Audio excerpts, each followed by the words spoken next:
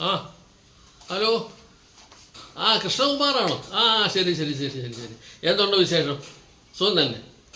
ഓ ഹോ ഹോ ഹോ ഓ കല്യാണം ഫിക്സ് ചെയ്തു. Very good very good very good. നല്ല കാര്യം. എവിടുത്തെ പെണ്ണാ? തിരുവനന്തപുരം. ആ ഹോ. ജോലിയൊക്കെ ഉണ്ടോ? ഓ സർക്കാർ ജോലിയാണോ? ആ കൊള്ളാം കൊള്ളാം, നന്നായിരിക്കട്ടെ.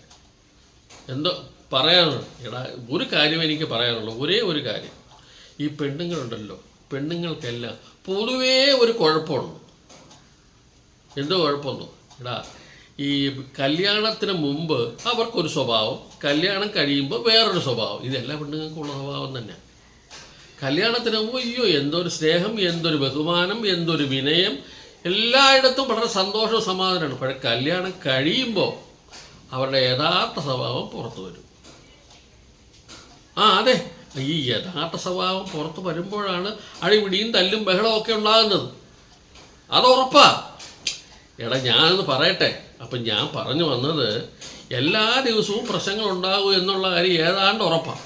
അപ്പോൾ ഒരു കാര്യം നീ ചെയ്യണം, ആഹാരം അത് ആദ്യം കഴിക്കണം. അത് കഴിഞ്ഞിട്ടേ തല്ലുണ്ടാക്കാവൂ.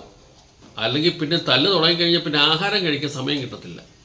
ഇത് ഏറ്റവും ആദ്യം അന്നവിചാരം മുന്നവിചാരം എന്ന് കേട്ടിട്ടില്ലേ?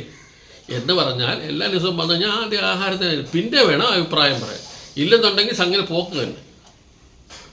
പട്ടിണി കിടക്കേണ്ടി വരും, അത്താഴ പട്ടിണി കിടക്കേണ്ടി വരും. വല്ല ആവശ്യമുണ്ടോ?